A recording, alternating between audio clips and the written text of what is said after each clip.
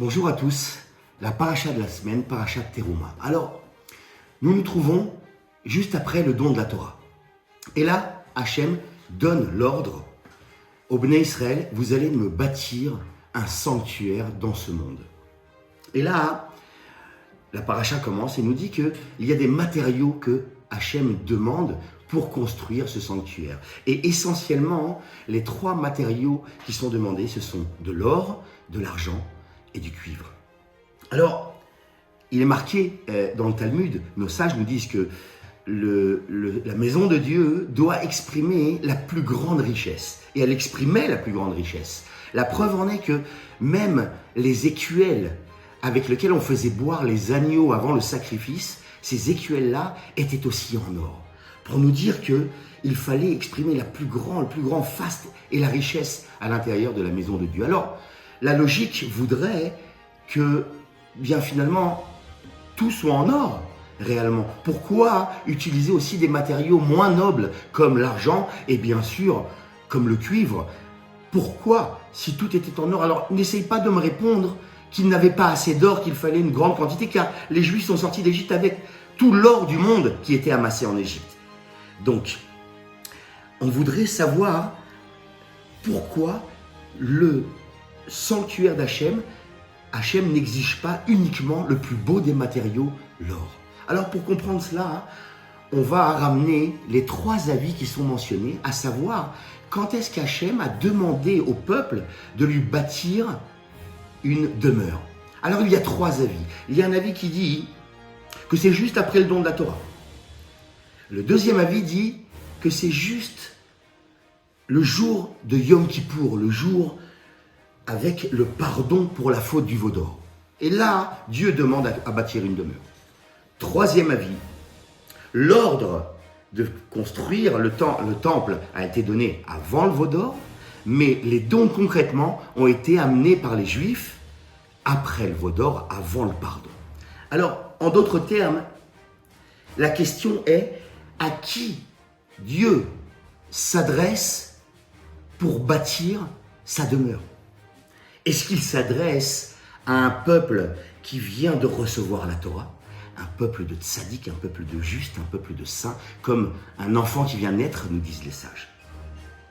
Est-ce que Dieu s'adresse à un peuple qui s'est repenti et a obtenu le pardon d'Hachem pour la faute du veau d'or? Donc un peuple qui est Baal Tchouva, un peuple de repentir. Ou bien est-ce que Dieu s'adresse à un peuple qui a fauté avec la faute du veau d'or, qui sont appelés Racha, fauteur. Alors, la réponse finalement nous dit le Rabbi de Lubavitch que les trois réponses, en fait, les trois avis sont vrais. Si tu te dis, moi je suis un tzaddik, j'ai fait un travail incroyable avec moi-même, je me suis détaché de la matérialité, je suis plutôt dans les hauteurs spirituelles, eh bien, je suis loin de ce monde, alors je relègue ce travail-là de bâtir une demeure avec les choses de ce monde ici-bas, je le relègue à des Juifs qui, eux, ne sont pas détachés du monde, ils sont occupés dans le monde. Autant que eux fassent le travail, car de toutes les manières, s'ils ne s'occupent pas à faire le travail de le sanctifier ce monde, eh bien, le monde les avalera. Mais pas moi. Eh bien, la réponse, c'est le premier avis. Même si tu es un juif d'avant le veau d'or, tu es un tzaddik, eh bien, Dieu veut de toi un mishkan. Dieu veut de toi que tu t'occupes de ce monde. Car si tu fuis ce monde, sache qu'à un moment donné ou un autre, ce monde se rattrapera. Il te rattrapera et il te ramènera à lui. Tu dois t'occuper de lui. Il attend d'être raffiné par toi. Et si tu es un Baal Tchouva, tu es un juif qui a obtenu le pardon de Dieu, tu te dis, moi, j'étais dans le mal et j'en suis revenu. Je fuis le mal, je fuis les fautes. Le monde ne m'aura plus. Je suis détaché de ce monde. Laissez-moi tranquille. Je n'ai pas besoin, je ne veux pas m'occuper de ce monde ici-bas. Eh bien, on lui répond le deuxième avis.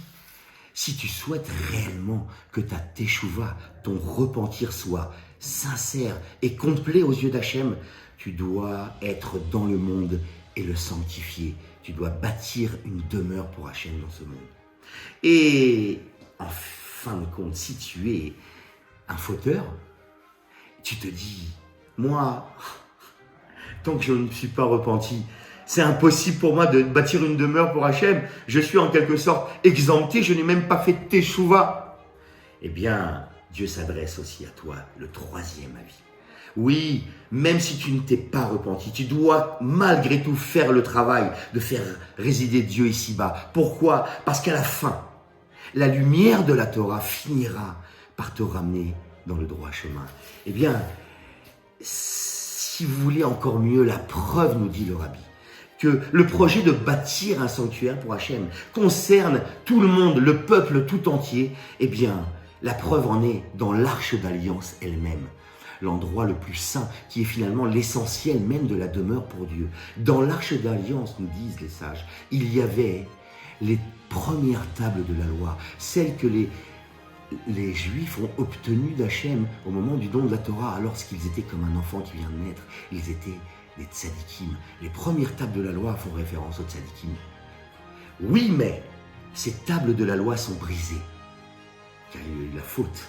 Et la brisure des tables de la loi nous fait référence aux fauteurs, aux Réchaïm, qui sont aussi dans l'arche d'alliance.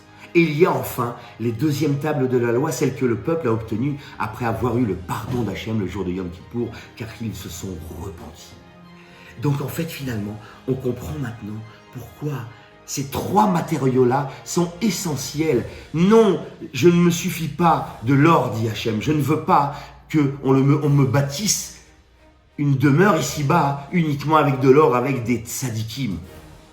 Ou alors uniquement avec des balles et tchouva, avec de l'argent. Nous avons besoin aussi du cuivre. Il faut absolument que ces trois matériaux soient présents dans la construction. La conclusion finalement de cette histoire, nous dit le Rabbi, c'est que pour que le projet divin se réalise, de faire de ce monde, un endroit qui révèle Hachem, tout le monde est concerné, tout le monde doit participer, même les Juifs qui sont en cuivre. D'un autre côté, le cuivre peut se dire, mais qui suis-je pour un projet pareil? Eh bien, on lui répond, mais ton importance est cruciale. Car il y a un avantage particulier dans le cuivre par rapport aux autres. C'est que les socles sur lesquels reposaient toutes les poutres, tout l'édifice même du sanctuaire, qui sont finalement le fondement même du sanctuaire, les socles étaient en cuivre. Et ces socles-là nous permettaient de faire la délimitation entre le monde du profane, dans lequel les fauteurs, ceux qui sont en cuivre, ont un petit peu dedans, un pied dedans, et le monde de la sainteté, le périmètre de la sainteté commence avec ces fameux socles en cuivre qui vont délimiter l'endroit de la Kedusha par rapport à l'endroit du profane. Et ces socles étaient en cuivre, monsieur. Toi qui es du cuivre, tu te crois exempté, tu te crois pas à la hauteur. Sache que même les pieux avec lesquels on tenait les tentures et qui faisaient que les tentes et tout le Mishkan se tenaient en place, elles aussi étaient en cuivre. Tout le monde est concerné par le projet divin de faire résider Hachem ici-bas. Voilà la conclusion de cette sira. Je vous dis à très bientôt pour une nouvelle paracha. Bye bye.